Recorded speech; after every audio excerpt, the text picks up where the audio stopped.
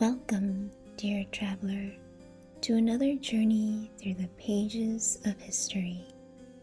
Today, we explore the life of a man whose vision reshaped our understanding of the universe, Nicolaus Copernicus. With quiet determination and groundbreaking ideas, Copernicus challenged the centuries-old belief that Earth was the center of the cosmos. Instead, he placed the sun at the heart of our solar system, revolutionizing astronomy and science itself. In this calming exploration, we'll walk through his life, from his early years in Poland to his studies in Italy, and finally to the development of the heliocentric theory that changed everything. Along the way, we'll uncover how Copernicus's ideas laid the groundwork for future astronomers like Kepler and Galileo, who helped prove that his vision of the universe was not just a theory, but a reality. So take a deep breath, settle in, and let your mind drift back to the Renaissance. Imagine the world as Copernicus saw it, a world on the cusp of change, filled with questions and possibilities.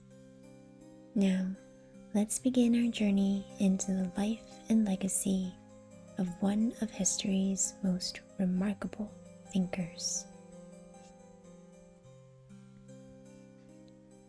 Nicolaus Copernicus was born on February 19th, 1473, in the small town of Torun, in what is now northern Poland. His family belonged to the wealthy and influential class of merchants. His father, also named Nicholas, was a successful copper trader and a prominent figure in the local community. The elder Copernicus ensured that his children received a strong education, which was typical for families of their status. However, tragedy struck the young Copernicus early in life. When he was just 10 years old, his father passed away. This event would profoundly shape the course of his upbringing. With his father's passing, Nicholas and his siblings were placed under the care of their uncle, Lucas Watsonrode.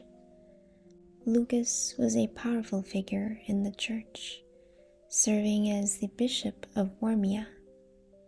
His influence would be instrumental in guiding young Nicholas's education and career.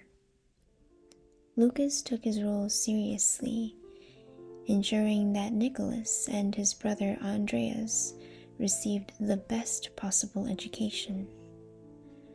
Torun, Copernicus's hometown, was a bustling city at the crossroads of commerce and culture. Nestled along the Vistula River, it was a center for trade and ideas, a place where Western Europe met Eastern influences. Growing up in such a dynamic environment, Nicholas was exposed to a variety of ideas and perspectives that would later shape his intellectual pursuits. But it wasn't just his environment that fueled his curiosity. From an early age, Copernicus showed signs of a brilliant mind. His uncle recognized this and sent him to study at some of the best universities in Europe. Education was of great importance to his family, and they ensured that Copernicus had access to the knowledge that would later allow him to challenge the very structure of the heavens. In 1491, when Copernicus was just 18 years old, he left his home in Poland to attend the University of Krakow. It was here that his formal education began, and where he first encountered the ideas that would ignite his passion for astronomy. Krakow was one of the leading centers of learning in Central Europe at the time, and the university boasted renowned scholars in mathematics, philosophy, and the sciences. Krakow was more than just a place to learn. It was a vibrant city, alive with intellectual discourse, where the Renaissance was spreading its wings. Here, Copernicus would have encountered the works of classical philosophers like Aristotle and Ptolemy, whose views on the cosmos dominated European thought. The Ptolemaic system, which placed the Earth at the center of the universe, seemed to explain the movement of the heavens. But for Copernicus, this model, though widely accepted, felt incomplete. After several years in Krakow, Copernicus's intellectual journey took him to the heart of the Renaissance, Italy. In 1496, he traveled to the University of Bologna, one of the oldest and most prestigious universities in the world. In Italy, during the late 15th century, Copernicus found himself amidst a hub of intellectual revival. Scholars were rediscovering ancient Greek and Roman texts, and a new wave of thought, humanism, was taking root. This revival of classical knowledge encouraged Copernicus to question established models of the universe, including the geocentric model. Copernicus found himself in the midst of this intellectual revolution, and it would shape his thinking for the rest of his life. At Bologna, Copernicus initially enrolled to study canon law, following in his uncle's footsteps. But it was here that his interest in astronomy deepened. He met and studied under Domenico Maria Novara, a prominent astronomer who would become both a mentor and collaborator. Novara introduced Copernicus to the concept of critical observation and encouraged him to question the established Ptolemaic model. This was a pivotal moment in Copernicus's intellectual development. The skies above Bologna offered a view that Copernicus could not ignore. Together with Novara, he began making observations of the stars and planets, noting inconsistencies in their movement that the geocentric model struggled to explain. The seeds of Copernicus's revolutionary theory were quietly taking root, though he wouldn't fully develop his ideas for many years to come.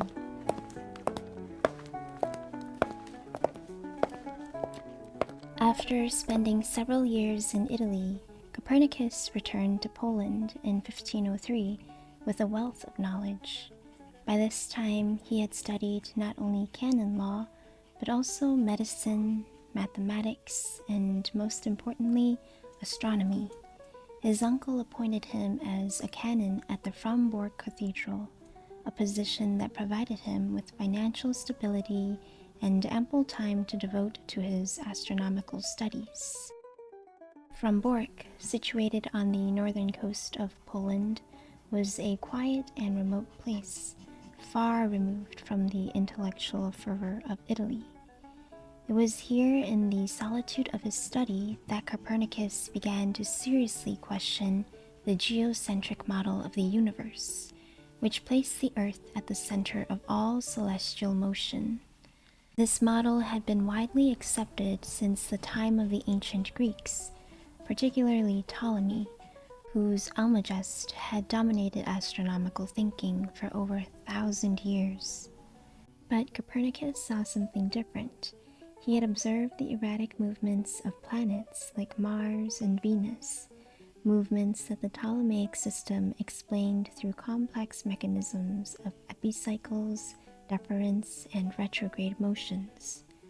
While the geocentric model could account for these movements, it did so with increasing complexity, and for Copernicus, these explanations felt unnatural and unsatisfactory. It was during this time that Copernicus began to formulate the core of his revolutionary idea.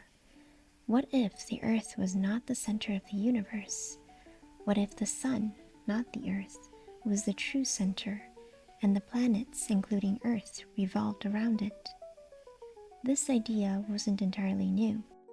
The ancient Greek astronomer Aristarchus of Samos had proposed a similar model over 1,000 years earlier, but his ideas had been largely ignored or dismissed by subsequent generations. Copernicus, however, was ready to take this bold step.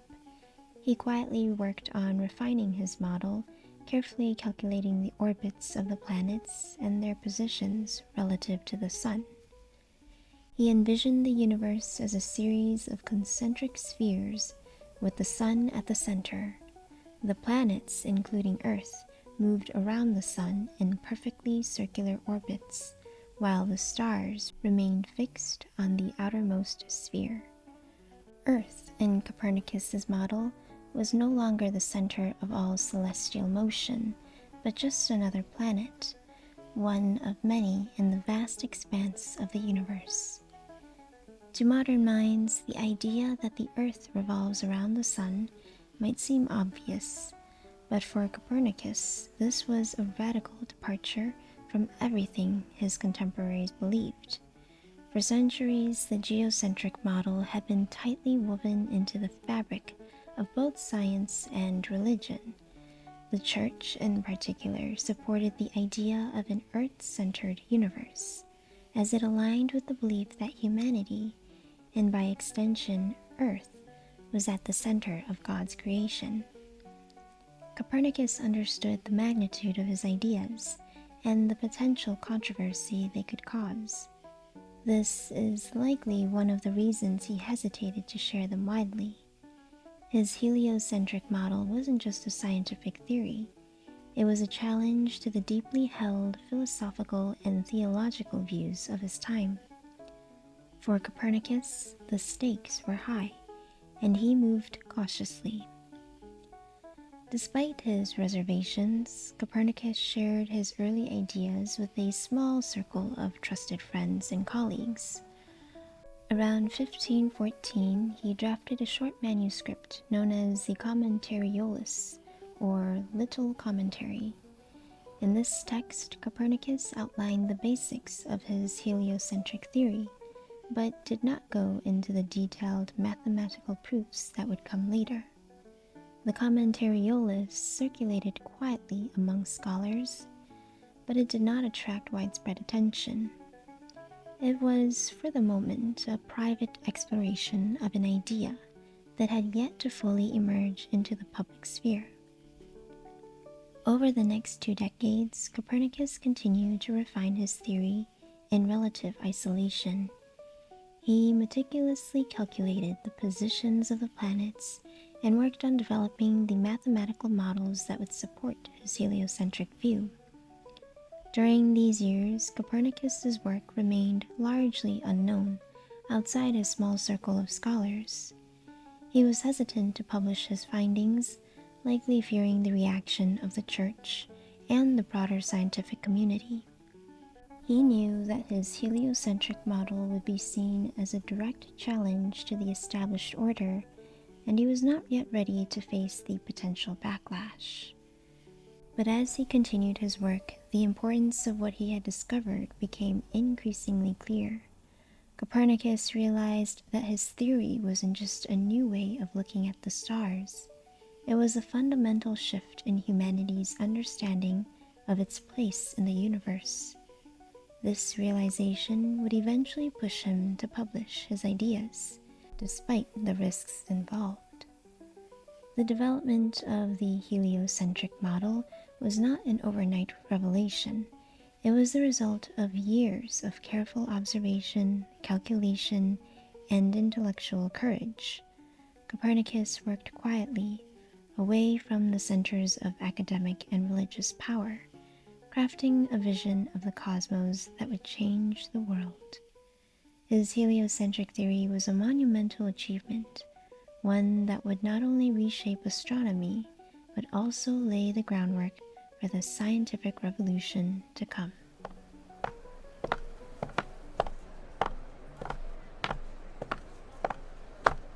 As the years passed, Copernicus knew that his work would need to be shared with the wider world.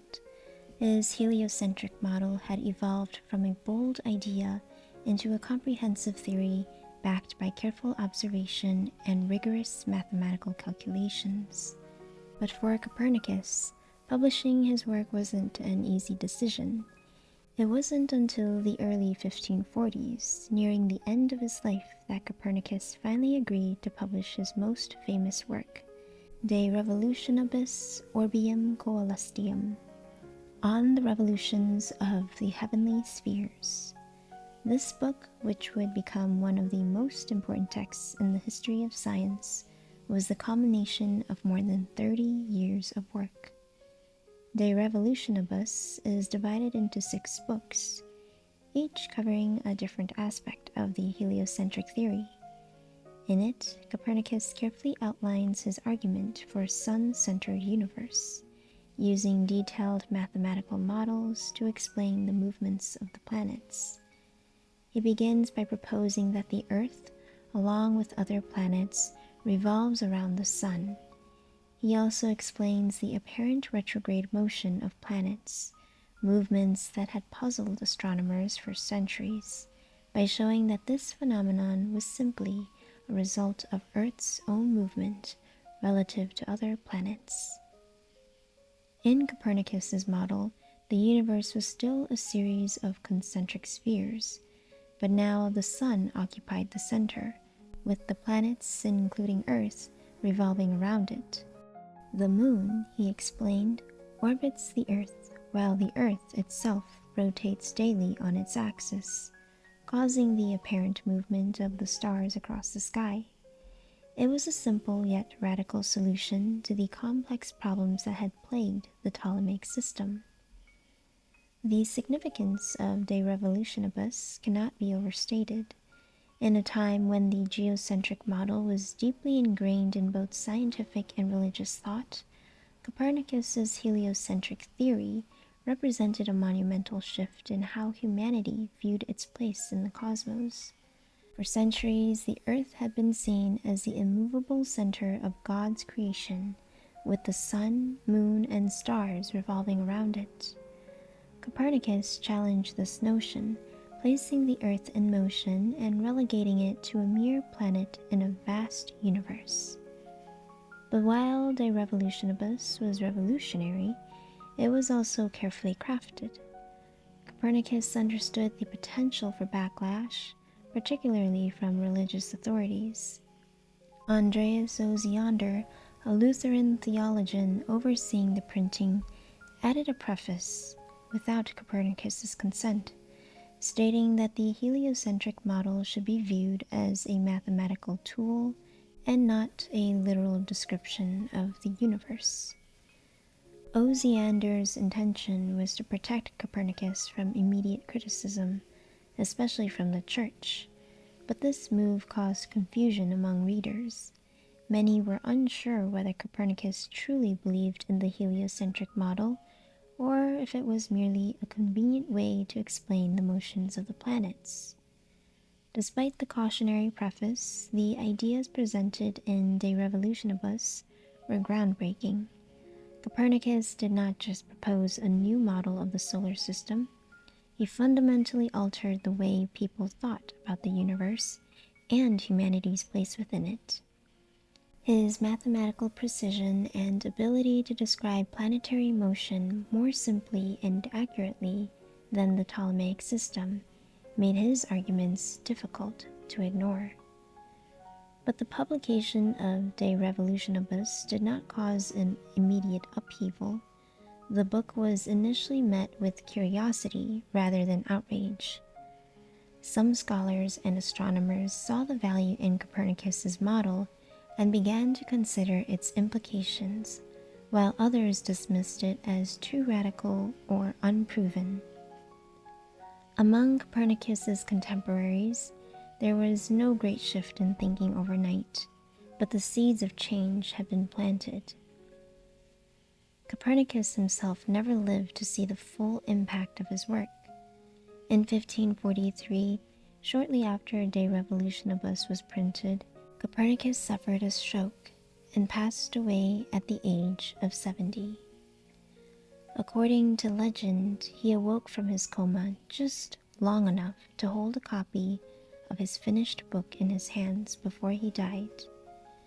Though his life came to an end, his ideas would continue to ripple through the scientific world for centuries to come.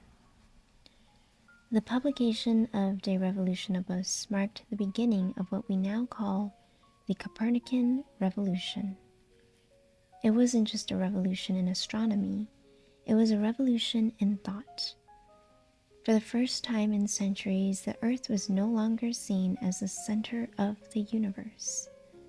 This shift in perspective had profound implications, not only for science, but also for philosophy, religion, and human understanding. Though Copernicus remained cautious throughout his life, his work laid the foundation for a new way of thinking. He opened the door for future astronomers and scientists to challenge old ideas and seek new explanations for the mysteries of the universe. It is no exaggeration to say that De Revolutionibus was one of the most important publications in the history of science, a turning point that led directly to the work of figures like Johannes Kepler, Galileo Galilei, and Isaac Newton. Many scholars, particularly those in universities, approached his heliocentric theory with curiosity, but also skepticism. After all, Copernicus had challenged a worldview that had persisted for over a millennium, one deeply embedded in both scientific understanding and religious doctrine. In the academic world, Copernicus's ideas were initially met with a mix of intrigue and caution. Some mathematicians and astronomers saw the elegance and simplicity of his heliocentric model. Others, however, were reluctant to embrace the heliocentric model fully, seeing it as unproven and philosophically radical. After all, Copernicus had not yet provided the kind of direct observational evidence that would later be possible with more advanced telescopic technology. One of the first prominent figures to take Copernicus's ideas seriously was the Danish astronomer Tycho Brahe. Brahe, who became one of the most important observational astronomers of the late 16th century, was intrigued by the heliocentric theory, but he ultimately rejected it in favor of his own model of the universe, known as the Taconic system. In Brahe's model, the Earth remained at the center of the universe, with the Sun orbiting the Earth and the other planets orbiting the Sun. While Brahe's model tried to maintain a geocentric perspective, it demonstrated just how seriously Copernicus's heliocentric ideas were being considered by the scientific community. Even those who didn't fully accept the heliocentric model were forced to reckon with the questions it raised. However, it was Johannes Kepler, a German astronomer and mathematician, who would take Copernicus's ideas and bring them to the next level. Kepler, deeply influenced by Copernicus, sought to improve upon the heliocentric model by making crucial corrections to its understanding of planetary motion. While Copernicus believed that the planets moved in perfect circles, Kepler's work revealed that the planets actually travel in elliptical orbits. This refinement would later become known as Kepler's laws of planetary motion, which gave even more solid mathematical grounding to the heliocentric theory. Kepler's work combined with the powerful observational data collected by Brahe, helped to further cement the heliocentric model as not just a mathematical hypothesis, but as an accurate description of the solar system. The refinement of Copernicus's ideas by figures like Kepler showed that even though Copernicus himself didn't have access to the tools necessary to make the final leap, his initial insights were fundamentally correct. But while the scientific community was beginning to engage with and build upon Copernicus's work, the reaction from the religious world was more complicated. In the early years after the publication of De Revolutionibus, the Catholic Church didn't initially condemn Copernicus's ideas outright. In fact, some church figures, particularly those within the educated elite, were open to considering the heliocentric theory as a useful mathematical tool, even if they weren't ready to accept it as a physical reality. It's important to remember that Copernicus himself had been a canon of the Catholic Church and had dedicated much of his life to serving the Church's interests. However, as the 17th century progressed, the Church's stance on heliocentrism hardened, particularly as figures like Galileo Galilei began to openly advocate for the Copernican model as more than just a theoretical framework. Galileo, using a newly invented tool, the telescope, was able to make observations that supported the heliocentric theory. His discovery of the moons of Jupiter, for instance, showed that not everything revolved around the Earth. But Galileo's advocacy for the Copernican model brought him into direct conflict with the Catholic Church, which still officially held to the Ptolemaic geocentric view of the cosmos. In 1616, the Catholic Church officially declared the heliocentric theory to be heretical, and De Revolutionibus was placed on the Church's list of prohibited books. This marked a turning point in the Church's relationship with Copernican ideas. While Copernicus had lived and worked within the bounds of the Church's intellectual community, his ideas now stood in stark opposition to its teachings. Galileo's eventual trial by the Inquisition in 1633 would further illustrate the Church's unwillingness to accept the heliocentric model, at least publicly, for fear of undermining its theological doctrines. Yet, despite these challenges, the Copernican revolution was well underway. As Kepler's laws gained acceptance, and as the work of astronomers and mathematicians continued to build on Copernicus's foundation, the heliocentric theory became increasingly difficult to deny. By the late 17th century, with Isaac Newton's groundbreaking work on gravity and motion, the final piece of the puzzle was in its place. Newton's Principia Mathematica, published in 1687, provided the theoretical framework that explained why the planets moved as they did, cementing the heliocentric model as the accepted understanding of the solar system. The Copernican model inspired a new wave of scientific inquiry and discovery, leading to what we now call the scientific revolution, a period of rapid advancement in fields like physics, biology, chemistry, and mathematics. Copernicus's work also laid the groundwork for the Enlightenment, a philosophical movement that emphasized reason, critical thinking, and the pursuit of knowledge.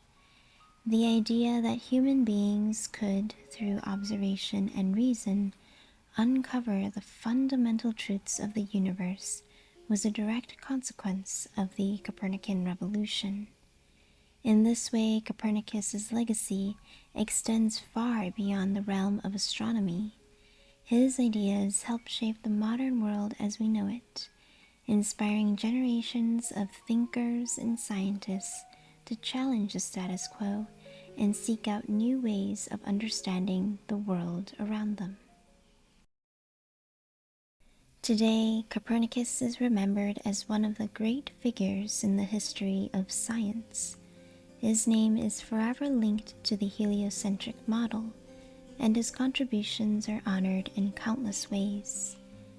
The Copernicus crater on the Moon, for example, is named in his honor, as is the Copernicus space program, which provides satellite data for Earth observation. His influence even extends to economics, where his work on monetary theory is still studied by scholars. Today, we know that the Sun itself is just one star among billions in the Milky Way galaxy, and that the Milky Way is just one of countless galaxies in the observable universe. This vast, complex, and ever-expanding universe that we now study is part of the legacy of Nicolaus Copernicus. His work allowed us to break free from the limitations of the geocentric model and explore the true nature of the universe.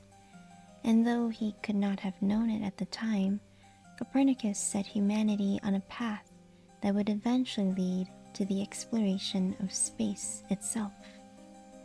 The heliocentric model paved the way for the scientific exploration of the solar system and beyond. Today, space telescopes like Hubble peer deep into the universe, uncovering new mysteries and expanding our knowledge of the cosmos. Missions to planets like Mars and Jupiter are part of an ongoing quest to understand the origins of the solar system, a quest that began with Copernicus's realization that Earth is not the center of the universe. And so, more than 500 years after his birth, the legacy of Nicolaus Copernicus remains as bright as ever. His name will forever be associated with one of the greatest intellectual revolutions in history, a revolution that changed not only how we see the universe, but also how we see ourselves. As we come to the end of our journey through the remarkable life of Nicolaus Copernicus, I thank you for joining me on this exploration of his life and legacy. I hope you found this journey through history as enlightening as it was relaxing. If you enjoyed this video, please consider leaving a comment below. I'd love to hear your thoughts and suggestions on future topics. History is filled with fascinating stories just waiting to be uncovered, and I look forward to sharing more of them with you in the future. Until next time, may you rest well, dream of the stars, and remember, the universe is vast, and there are always new worlds to discover. Good night.